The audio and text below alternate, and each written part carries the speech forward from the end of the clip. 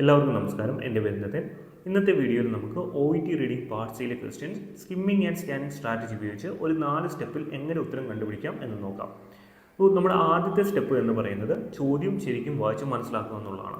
ഇവിടെ നമ്മൾ ചോദ്യത്തിൽ ഒന്നോ രണ്ടോ വാക്കുകളിലല്ല ഫോക്കസ് ചെയ്യാൻ പോകുന്നത്. നമുക്ക് ചോദ്യത്തിൻ്റെ എൻ്റയർ മീനിങ് മനസ്സിലാക്കിയാൽ മാത്രമേ ഉള്ളൂ നമുക്ക് ആ ഒരു ചോദ്യത്തിൻ്റെ ഉത്തരം പാരാഗ്രാഫിൽ നിന്ന് കണ്ടുപിടിക്കാൻ സാധിക്കുകയുള്ളൂ. സോ അതാണ് നമ്മുടെ ആദ്യത്തെ സ്റ്റെപ്പ്. സെക്കൻഡ് സ്റ്റെപ്പ് എന്ന് പറയുന്നത് paragraph top to bottom skim ചെയ്യുക എന്നുള്ളതാണ്. സ്കിം ചെയ്യുമ്പോൾ നമ്മൾ ഓരോ സെൻറ്റൻസിൽ കൊടുത്തിരിക്കുന്ന ഇൻഫർമേഷൻ മനസ്സിലാക്കണം. അതിൻ്റെ ഡീറ്റെയിൽസ് ഒന്നും ഓർത്തിരിക്കേണ്ട കാര്യമില്ല. അങ്ങനെ സ്കിം ചെയ്യുമ്പോൾ നമുക്ക് ചോദ്യത്തിൽ പറഞ്ഞിരിക്കുന്ന കാര്യം പാരഗ്രാഫിൽ എവിടെയാണ് പ്രതിപാദിച്ചിരിക്കുന്നത് എന്ന് മനസ്സിലാക്കാൻ സാധിക്കും. നമ്മൾ മൂന്നാമത്തെ സ്റ്റെപ്പ് എന്താണെന്ന് വെച്ചാൽ ചോദ്യത്തിൻ്റെ ഉത്തരം പാരഗ്രാഫിൽ നിന്ന് തന്നെ കണ്ടുപിടിക്കുക.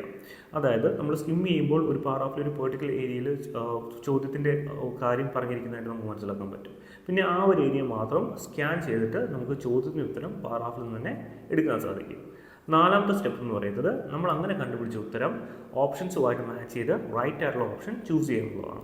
ഇനി നമുക്ക് ഈ ഒരു സ്ട്രാറ്റജി അല്ലെങ്കിൽ ഈ ഒരു സ്റ്റെപ്സ് ഉപയോഗിച്ച് ഒരു മോഡൽ ക്വസ്റ്റ്യൻ അറ്റംപ്റ്റ് ചെയ്ത് നോക്കാം. ക്വസ്റ്റ്യൻ നിങ്ങൾക്കിപ്പോൾ സ്ക്രീനിൽ കാണാൻ സാധിക്കുന്നുണ്ട്.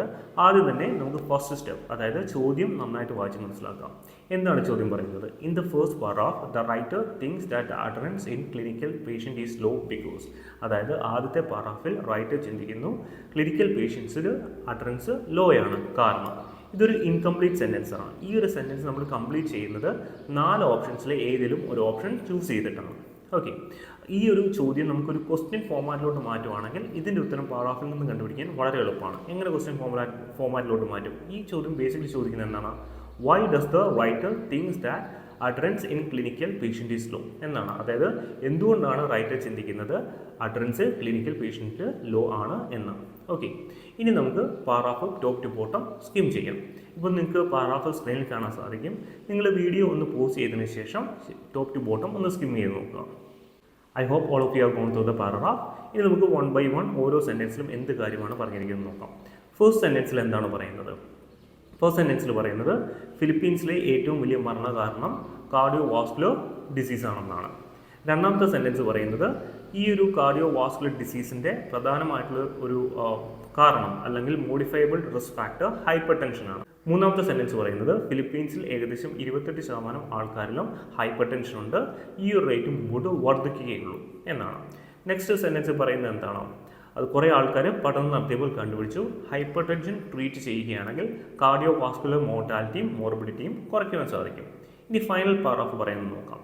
അത് പറയുന്നത് ഹൈപ്പർ ടെൻസീവ് മെഡിക്കേഷൻ ഇത്ര എഫക്റ്റീവ് ആണെങ്കിലും ഫിലിപ്പീൻസിലെ ക്ലിനിക്കൽ പേഷ്യൻസിൽ അട്ടറൻസ് ലോ ആണ്. അതിന് കാരണവും പറയുന്നുണ്ട്. ഇപ്പോൾ നമുക്ക് എന്താണ് ഈ ഒരു പാരാഗ്രാഫിൽ ഇൻഫോർമേഷൻ ഫ്ലോ മനസ്സിലായി. അതായത് എന്തൊക്കെ കാര്യങ്ങളാണ് ഈ ഒരു പാരാഗ്രാഫിൽ പ്രതിപാദിച്ചിരിക്കുന്നത്. ഇങ്ങനെ നമ്മൾ സ്കിം ചെയ്യുവാണെങ്കിൽ ഈ ഒരു പാരാഗ്രാഫിൽ നിന്ന് ഏതൊരു ചോദ്യം ഫോം ചെയ്താലും നമുക്കതിന് ഉത്തരം കണ്ടുപിടിക്കാൻ സാധിക്കും. ഓക്കെ, ഇനി നമുക്ക് മൂന്നാമത്തെ സ്റ്റെപ്പിലോട്ട് കിടക്കാം. എന്താണ്? ചോദ്യത്തിൻ്റെ ഉത്തരം പാരാഗ്രാഫിൽ നിന്ന് തന്നെ കണ്ടുപിടിക്കുക എന്നുള്ളത്. നമുക്ക് സ്കാനിങ്ങിലൂടെ നമുക്കിപ്പോൾ മനസ്സിലായിട്ടുണ്ട് ഏത് ഭാഗത്താണ് ഉത്തരം കിടക്കുന്നത്. അവസാനത്തെ ഭാഗത്താണ് അല്ലേ. ഇനി നമുക്ക് ആ ലാസ്റ്റ് ഭാഗം മാത്രം ഒന്ന് സ്കാൻ ചെയ്ത് ഇതിൻ്റെ ഉത്തരം കണ്ടുപിടിക്കാം. ഓക്കെ, എന്തുകൊണ്ടാണ് ക്ലിനിക്കൽ പേഷ്യൻസിൽ ലോ? എന്തുകൊണ്ടാണ്? അവർക്ക് ലോങ് ടേം ആയിട്ട് ഈ ഒരു ട്രീറ്റ്മെൻറ്റ് ഫോളോ ചെയ്യാൻ ബുദ്ധിമുട്ടുള്ളത് കൊണ്ടാണ് എന്നാണ് നമുക്ക് പാരാഗ്രാഫിൽ നിന്ന് എടുക്കാൻ പറ്റുന്നത്. അതായത് it can be presumed that many patients experience difficulty in following long term treatment recommendations. So this is our answer. ഇനി നമുക്ക് ലാസ്റ്റ്ലി ഈ ഒരു നമ്മുടെ ആൻസർ ഓപ്ഷൻസുമായിട്ട് മാച്ച് ചെയ്യാം. ഇപ്പോൾ ഞാൻ ഓപ്ഷൻസ് സ്ക്രീനിൽ ഡിസ്പ്ലേ ചെയ്തിട്ടുണ്ട്. നമുക്ക് ആദ്യത്തെ ഓപ്ഷൻ നോക്കാം. ആദ്യത്തെ ഓപ്ഷൻ പറയുന്നത് they find difficulty with diagnosis of hypertension എന്നാണ്. അതല്ല നമ്മുടെ ആൻസർ. നമ്മുടെ ആൻസർ എന്താണ്? Long term treatment recommendation follow ചെയ്യാൻ പറ്റാത്തതുകൊണ്ടാണ്. സെക്കൻഡ് ഓപ്ഷൻ എന്താണ്? Antihypertensive drugs in controlling blood pressure is not effective. അതുമല്ല നമ്മുടെ ഉത്തരം. മൂന്നാമത് patients adults to hypertensive drugs are not considered. അതും നമ്മുടെ ഉത്തരം വരുന്നില്ല. നമ്മുടെ ഉത്തരം നമ്മുടെ കയ്യിൽ ക്ലിയർ ആണ്. എന്താണ്? Long term treatment recommendation follow ചെയ്യാൻ പറ്റാത്തതുകൊണ്ട്. ഇനി ഓപ്ഷൻ ഡിയിലോട്ട് പോകാം. It might be challenging for patients to continue treatment for long term duration. Option D തന്നെയാണ് ഉത്തരം. കാരണം എന്താണ്? പാരാഗ്രാഫിൽ വ്യക്തമായിട്ട് പറയുന്നുണ്ട് it can be presumed that many patients experience difficulty in following long term treatment recommendations. So നമുക്കിവിടെ option D ആയിട്ട് തന്നെ ഉത്തരം കിട്ടിയിട്ടുണ്ട്. ഇവിടെ നമ്മളിപ്പം യൂസ് ചെയ്ത് എലിമിനേഷൻ സ്ട്രാറ്റജി ഒന്നുമല്ല. കാരണം നമ്മളിത് ഓപ്ഷൻസ് എടുത്ത് ഓപ്ഷൻസിനുള്ള നമ്മൾ ഇമ്പോർട്ടൻസ് കൊടുക്കുന്നത്. നമ്മളിവിടെ ഉത്തരം നമ്മൾ പാരാഗ്രാഫിൽ നിന്ന് തന്നെ എടുത്തിട്ട് ആ ഉത്തരവുമായിട്ട് സെയിം മീനിങ് വരുന്ന ഓപ്ഷൻ ചൂസ് ചെയ്യുകയാണ് ചെയ്തത്.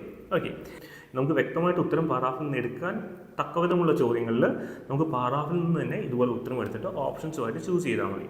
ആദ്യം ഒരിക്കലും നിങ്ങൾ ഓപ്ഷൻസ് വായിച്ച് അതിലെ കീവേഡ് അണ്ടർലൈൻ ചെയ്യരുത്. കാരണം നമ്മളത് കൺഫ്യൂസ് ചെയ്യിക്കത്തുള്ളൂ. കാരണം നമ്മൾ ഓപ്ഷൻസ് വായിക്കുന്ന ഒട്ടുമിക്ക കീവേഡ്സും നമുക്ക് പാറാഫിൽ കാണാൻ സാധിക്കും.